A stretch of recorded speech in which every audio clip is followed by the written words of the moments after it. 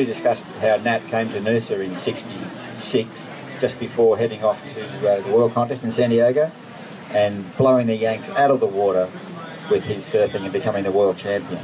Nat surfing Sam was the most explosive thing that happened to Californian surfing when, like, Nat surfing in waves this big in San Diego. But it wasn't just the... sure, the board was good, but as you know, the real story is that I'd broken the fin right before it. And because it was made out of chop strand and it just broke down the guts. And then, as you know, Greenough made the fin after. Then I put one fin on and took it to California, and then Greenough put a real fin on, and that was... made a big difference. That's what made the difference to that board. It actually had snap, you know, but like... And nobody else had fins in America. They all had these giant big things called skegs on the back of their boards. Yeah. They didn't know anything about what was going on. So look, we had some with horsepower. That's what stopped the act. You know? That's what changed the act. I think that what changed surfing in '66 so radically was our approach to the wave. You know, we were much more aggressive. At the same time that David Nueva was gliding on the nose, and you know, California was just, they're so engrossed in the nose riding era. We were attacking the wave with much more aggression. Not so much trying to kill the wave, but it was much more like we wanted to work deep around the curl, and we called it involvement. You wanted to be involved with the curl, the lip falling on you. You wanted to be able to nose ride in the pocket, not on the shoulder. You wanted to keep your cutbacks quick and snappy so you could hug the curl instead of just doing big graceful Phil Edwards type arcs. So I think that was what started the whole shift in surfing away from grace and glide, which was sort of the Hawaiian and Phil Edwards school. I think from '66 onwards, surfing took on this new nature where you tried to extract a lot more from the wave.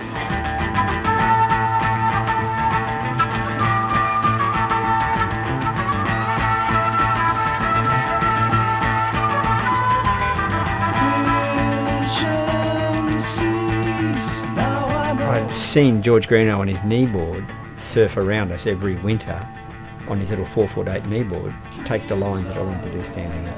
So I knew it could be done. When I moved to Sydney in January '67 to work at Keogh's factory, I was going there to make shortboards. So by Easter, I'd made 2 8-foot boards. And they were blunt nose, blunt tail, but they were 8 foot long. So we were heading down. But no one else had made shortboards. By August, September, we'd made hundreds of them. Everyone was captivated by this plastic machine, because for the first time we were getting, you could draw a long arc with your back foot over the fin, which was the key to it all. And so we kept sawing them down and making shorter and shorter. We were down to 7.6 by December, but there was a rapid, powerful period where things changed so fast in that from January '67, say, to January 1970, those 3 years were just electric. So my answer to the question of my role in the Shortboard Revolution was enthusiasm. I was enthusiastic, and I was preaching it and I was pushing it. I had a motor going inside me that believed in it and was pushing it.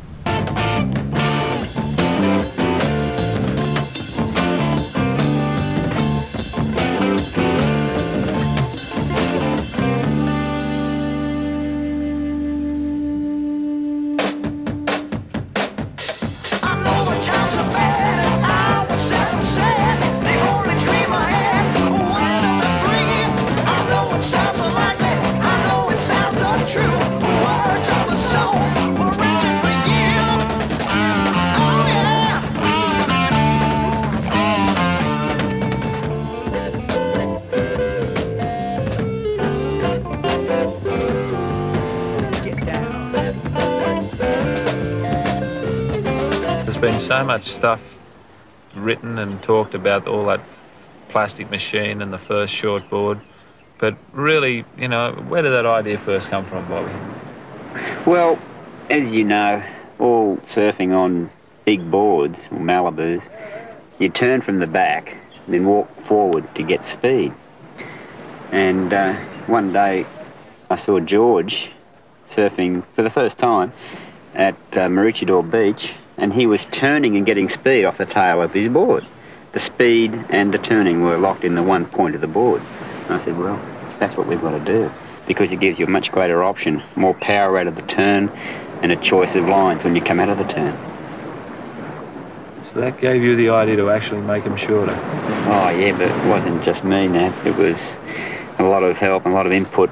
Well, of course, George from the design viewpoint, and you're the guy that got out there and ripped on them. You were the guy that made shortboard surfing established, or you made it be surfing. That was around 1965, wasn't it, Bob? That was my first extended stay with you and George and the rest of the crew up around the Noosa area. Yeah, that was when it all started, Nat. That was George's second visit. What a classic, you know, picking up George at the airport. Gets off the plane barefoot, sleeping bag stuffed full of a little flexible spoon, bunch of fins in there, some tools, some fishing gear. And he picks up the conversation that you were halfway through when he got on the plane 6 months before. He's a gem. So, George, what gave you the idea to come to Australia in the first place? Well, there's going to be a lot of action over here. The fishing was good and the surf was good. I'd met a lot of Australians in the States. But then again, you kept coming back.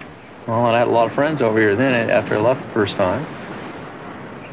And I had a good time here, so I came back again. I was working as a fisherman in the States for 6 months out of the year, so it was an ideal situation to come over here. But why did you have problems on your kneeboard when you were surfing the same waves as us? I've got to follow the fall line or the energy line in the wave a lot closer than what you have, and basically I've got to run the thing wide open all the time. I can't it's hard to choke it back to half throttle because it doesn't have the area, it doesn't float, and it doesn't have the planing area. That when you're on your bigger board, you can just kind of cruise along and stall it. You can't really stall a spoon. Did you ever surf a full-size board? I tried a 6-foot surfboard for a while. I learned I was quite good on that, and then people said, well, you should get rid of your beginner's model and get a regular one. So I got a 9'2", rode it 3 times and gave it away. That was the last time I rode a surfboard. I catch a lot of fish, and I feel the fins, feel the foil, and look at them. My feeling about it then is the same as today, that basically the board should flux and conform to fit the curve of the wave. We were suddenly given a huge amount of new input which we had to digest. Take a look inside yourself, and then just where you're turning to, and know just who will burn you, and then you'll realize it's all your concern. Right, sweet bottom, it's up into the roof, ripping around the arc, back onto the whitewater, back around again. He was so in the pocket. So advanced, doing roundhouses, but it was all tight. He just stunned us, and in '64, Russell and I and Algie grudged me. We've got to do that standing up. So I immediately made a board, the same as Georgie, in front of me. 'Cause the time will come for you to have your say. You'll take your wings and fly high to the sky. You keep on going till you pass them by. To me, the most exciting time was in the middle of '67 when we were carving 4 inches, 6 inches off our boards day by day. In a period of a month, they came from 9'3" down to 8 feet, and then rapidly after that, they went down to 7 feet. That was the most exciting time because we started to feel that our turning and speed were being locked into the one area back in the tail. We were carving for the first time. Because now you have the answer to a lonely man's crying. And just because you gave it one more try, your rewards are gonna last until the day you're dying. And everyone else will sit and wonder why you come down off of your shelf and you take a look inside yourself, and then just the way you're turning to, and know just who will burn you.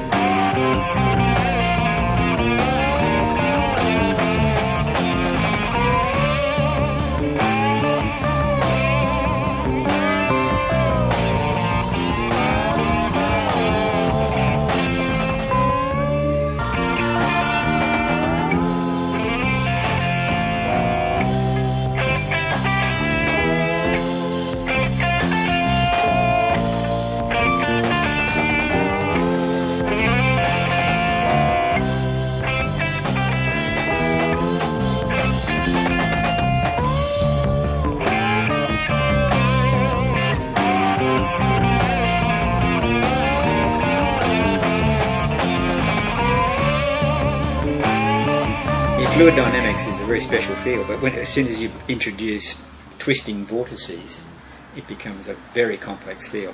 And then you've got to place that surfboard at so many complex angles within that, and plus you're using power generating fins along with it. So it is a complicated field, and that's why it's fascinating and never boring being a surfboard designer, as opposed to being a surfboard shaper. I'd be bored stiff if I was a shaper. But as a surfboard designer, where you're involved with all the fluid dynamics and visualising how that surfboard's going to function. I mean, most shapers are intrigued by that to some extent, but the true designers can take some new elements and put it into the wave, into a surfboard, into a wave, and that's where the true fun is. Your control surfaces in a surfboard are between your feet, so you can't put pressure in front of your foot if it's not there, or pressure behind your foot. It's between your feet. So that's where you have to have your speed zone and your control all built in that one focused area. So, and your back foot is actually on the most powerful part of your board, and it should be in every well-designed surfboard. So that's where you build your straightest rocker, because it generates the most lift. It's where you put your double concaves, or single concave, but preferably doubles, and at the deepest point under your back foot. So those two elements build your lift off the wave, and they get the board up and flying. But they're also your control areas. So your back foot has to have enough curve around your toe and heel, or a wing, or some sort of element in the template that will allow it to react quickly from that one position adjacent to the double concaves. Meantime, your front foot is where you throw your weight forward to run through situations. So the template has to be semi-parallel, fast parallel lines next to your front foot, and all that combines to make your engine, or the fins. Of course, your back foot has to be able to get drive by burying your fins. So your fins are pretty much located next to where your back foot is going to be positioned. All that together makes the engine. Now some boards haven't got that, and like for instance displacement boards like Malibus, they might have one element, like perhaps a curvy template at that point, but they might gain their engine, could be a very long soft version of that, and therefore it's like a very badly designed old straight six engine. But then again, you can get a modern longer board and you can build that up so much that it's like a super powered V8. You can get a lot of horsepower out of the board. The engine is what gets your board up and flying. Rumors were just starting to filter in about shortboards, and we had heard some rumbles about. I knew McTAVISH, respected him, got along good with him, liked being around him, and we had heard that he had this new shortboard, and these rumors were drifting over when he was surfing Macaw. That early day board that he had an awful wide tail, and Sunset you just can't get away with short, wide tails and make them work. And he went on his ass big time. The wave was just too fast and too steep, and he had a hard time. He rode waves, but he had a hard time. But the guys on the beach were kind of laughing, Well, I went back the next day and didn't think much about it. The cat was out of the bag, and basically within the next 2 weeks, guys started knocking out shortboards. And of course, I was lucky. We were selling just about everything we could make in the way of longboards, but within a very short period of time, it was 10-to-1, shortboards to longboards. It was not only a change in the way people surf, but in the mindset, and I don't know, it was just a huge goddamn change. To me, McTAVISH was definitely the guy that broke the spell, or started the ball, kicked the ball in the ass and got it rolling down the hill, and then all hell broke loose.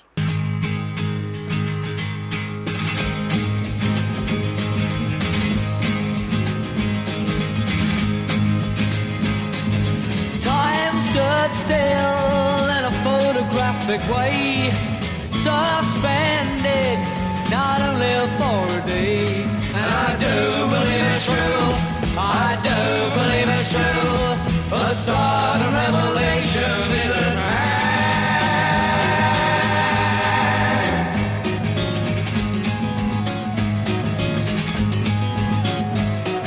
City crowds appear and disappear, but God's for real if a man is just sincere. And I do believe it's true, I do believe it's true, a sudden revelation is a man.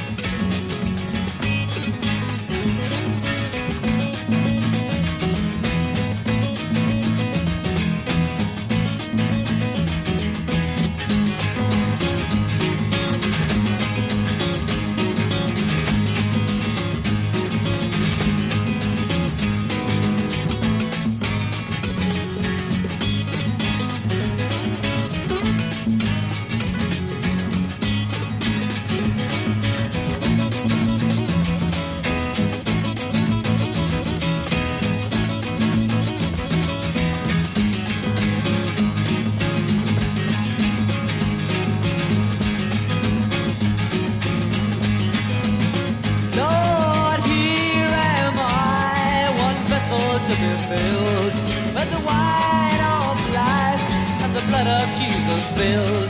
And I do believe it's true, I do believe it's true, a sort of revelation is an act.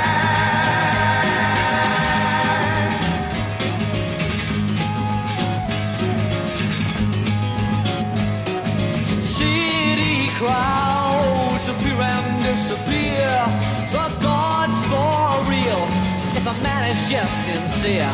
And I do believe it's true, I do believe it's true, a sort of revelation is an act.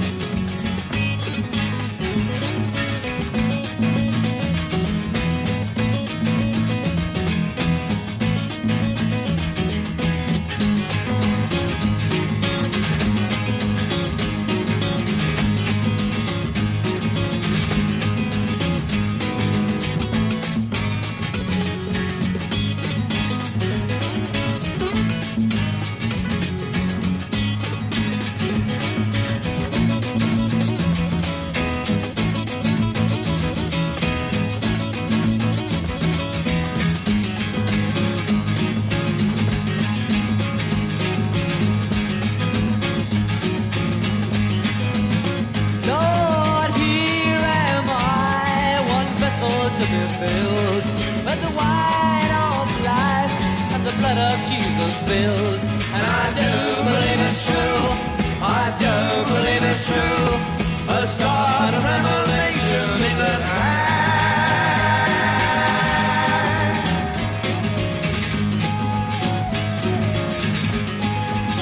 Now you can fall asleep halfway through a prayer when the morning comes. God, he's still there. And I do believe it's true, I do believe it's true, a song